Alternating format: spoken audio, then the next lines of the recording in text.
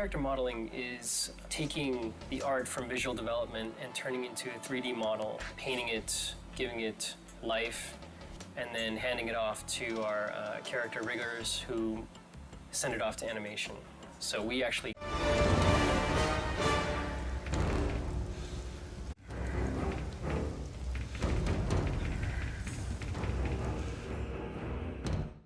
Character modeling is taking the art from visual development and turning it into a 3D model, painting it, giving it life, and then handing it off to our character riggers who send it off to animation.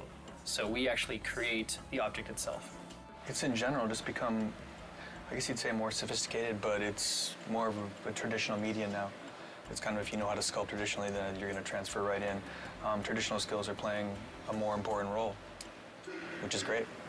Do you feel that you've channeling the great masters of art history to help you achieve a new level? Raphael, you know, they speak to me. Really. One of the big things that I was looking forward to doing is nasty stuff like this, because before this I had been doing more technical stuff, more like realistic humans. Doing realism is fun to a certain extent. It's more fun to do something that's slightly realistic. There's more artistic license as far as where you can go with it. With realism, there is no artistic license. Creature design is kind of the most exciting thing. Like Peter was saying, artistic freedom, and just you can do kind of whatever you want and you push things. I mean, that's what the great masters did, so it's just exciting to work on that kind of thing.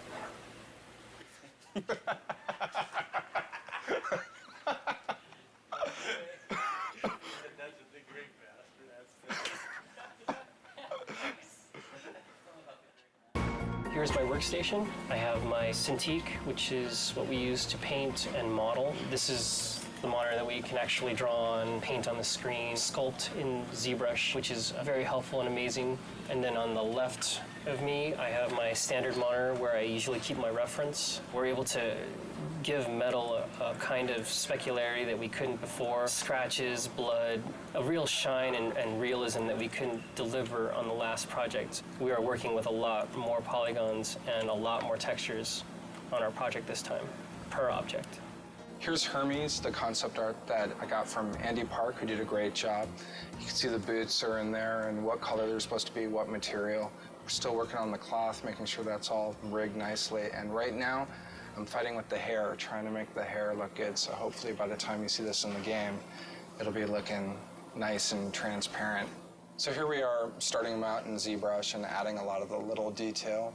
Say if you wanted his skin to bulge around these straps, it would be really easy to go ahead and just add musculature in here. Today you may defeat me, but in the end, Kratos, you'll betray only yourself. This is the Centaur in our game. Andy Park did the concept. They always do like a colored version first like this to kind of nail the feel of the character and like what he's all about. And then they'll give us these turnarounds like this one. We have, you know, the horses have these like chest muscles that kind of flow up into the horse neck, you know, this way. And we have abdomen muscles and these obliques that kind of flow in. And where our hips sit, you know, is kind of where their shoulder blades sit. So typically most people draw centaurs. You know, this isn't, I'm not the first one to make one of these things. So, you know, this has been thought about before. But typically, you know, our hips, like where the hips would sit on a human, they put where the shoulder blades would be. It feels kind of like it would work, you know.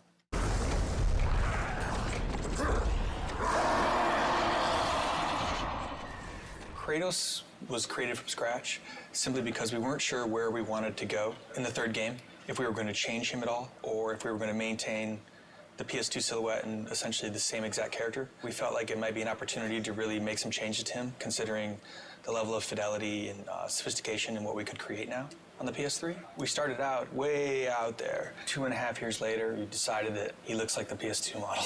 So we're back to where we started, but it's really coming together, and it's right for the game. Kratos is a very heroic, very stylized silhouette, a very thin waist, very broad shoulders. He has kind of a swimmer's build on steroids. He's 8.5 feet tall, and he has a head the size of a 4 foot tall person. His waist is probably thinner than all of our wives. He's a trippy looking guy, but he reads really well in the game. Basically what I'm working on now is we've got an upper body and a mesh that the art director as well as the director really like.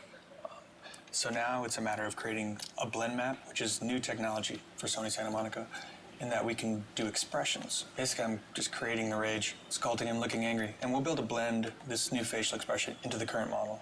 So we can go from here to here. The satisfaction comes in seeing him in the game saying, wow, that's him. Only look, you can see his veins and you can see him breathing. And it looks better than the cinematics. That's kind of that's the satisfaction. Zeus! Your son has returned. I bring the destruction of Olympus! Cadence Crow, in the opening cinematic, flies down and ends up landing on this hapless victim. And as he's eating the guy, he rips the eyeball out of the socket. So it's especially like juicy and nasty. Later today, I'll be working on the vein that the eyeball's attached to. So maybe the crow can like wrestle the eye out and really get some good squirming going on in the audience, sort of thing. The way it works is that you lay down your base color. For example, with this guy, you get like a good skin tone going. And then from there, you add additional details. Like with this guy, his main details are the cuts that he has and then the dirt that's added.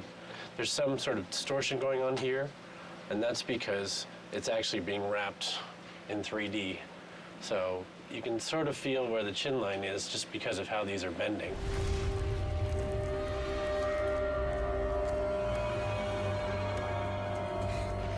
This is Hercules, and he's wearing these cestises, and basically they're like these huge gauntlets. Just trying to get across the fact that he's kind of like this aged warlord. He's not a super fresh young guy, so he's got some fat to him and some history. He's basically Kratos' brother, so a lot of the visual elements that he has, I think, parallel what Kratos wears. The really fun stuff was sculpting his flesh and his muscles and whatnot. Like, this is a final concept image, but we take it a step further and put a level of polish on it that isn't there.